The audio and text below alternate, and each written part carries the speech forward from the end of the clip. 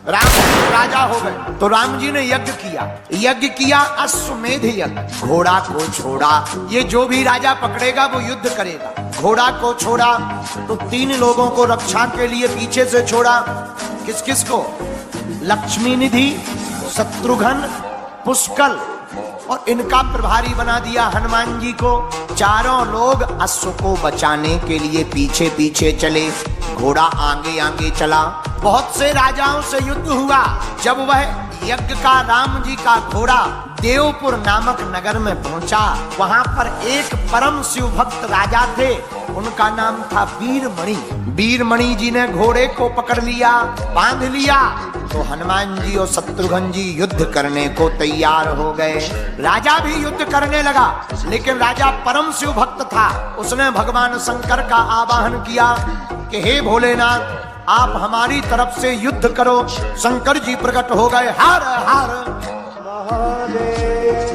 शत्रुघ्न जी का, लक्ष्मी निधि का, पुष्कल का और हनुमान जी का, चारों का युद्ध होने लगा। लेकिन शंकर जी उनसे कौन जीत सकता? शंकर जी ने एक एक करके सबको निपटाना शुरू कर दिया। शत्रुघ्न जी को मूर्छित कर दिया। शत्रुघ्न, पुष्कल मानो मृतक के समान हो गए, मर ही गए हो। अब हनुमान जी से लड़ रहे शंकर जी। हनुमान जी लड़ते लड़ते शंकर जी से बोले, हमने सुना था तुम तो बड़े वाले राम भक्त हो, लेकिन तुम तो बड़े वाले विरोधी निकले। हम तुम्हें राम भक्त मानते थे, लेकिन तुम तो विरोधी निकले। राम जी के भाई को ही मारने का दुस्साहस कर रहे हो।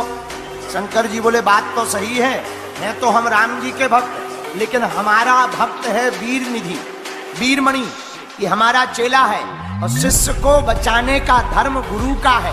हम भगवान हैं, ये हमारा भक्त है, तो हम भक्त की तरफ से लड़ रहे हैं। शंकर जी बोले, तुम लड़ो उनकी तरफ से, हम राम जी की तरफ से लड़ रहे हैं। अब हनुमान जी तो बहुत ज्यादा बलवान, शंकर जी भी कम नहीं है, लेकिन शंकर जी के ही रूप हनुमान जी को ज्यादा वरदान है। शंकर जी का रथ टूट गया, युद्ध के आयुध छुड़ा लिए। जब आयुध छुड़ा लिए तो शंकर जी ने हार स्वीकार कर ली। हम हार गए, बताओ अब हमें क्या करना है? हनुमान जी बोले, तुमसे काम लिया जाएगा। क्या काम?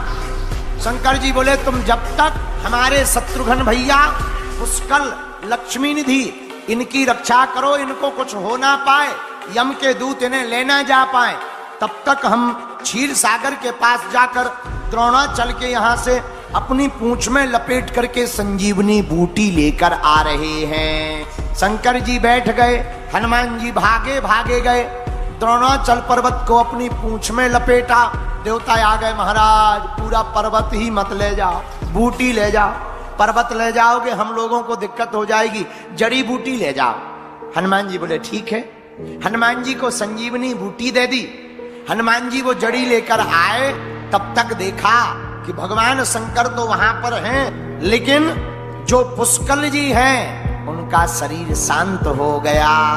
आंखों में आंसू आ गए। हनुमान जी रोने लगे कि पुष्कल का अगर शरीर चला गया हमारे होते हुए, तो हम राम जी को क्या जवाब दें? और रोते रोते हनुमान जी ने पुष्कल की जीभ में मृत संजीवनी बूटी को डालकर कहा कि आज तक अगर ये हनुमान सदा बाल ब्रह्मचारी रहा हो तो पुष्कल के प्राण पुनः जीवित हो जाएं।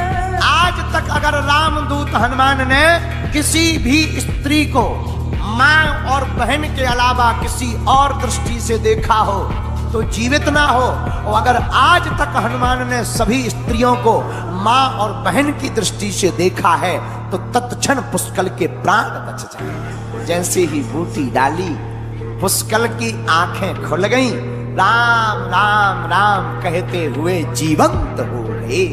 शंकर जी चौंक गए और शत्रुघ्न जी के मुख में बूटी को डालकर हनुमान जी ने कहा कि आज तक अगर हमने भगवान रघुनंदन के अलावा किसी और का धोखे से ध्यान किया हो तो शत्रुघ्न के प्राण ना बचे, और केवल अगर हमने राम प्रभु को चित्त में रखा हो और सच्ची भक्ति की हो तो शत्रुघ्न पुनः जीवित हो जाए। और देखते ही देखते शत्रुघ्न जी हा राम हा रघुनंदन कह करके उठ पड़े। वीडियो अच्छी लगी हो तो वीडियो को लाइक करें और चैनल को सब्सक्राइब करके बेल नोटिफिकेशन को ऑल पर सेट करना ना भूलें।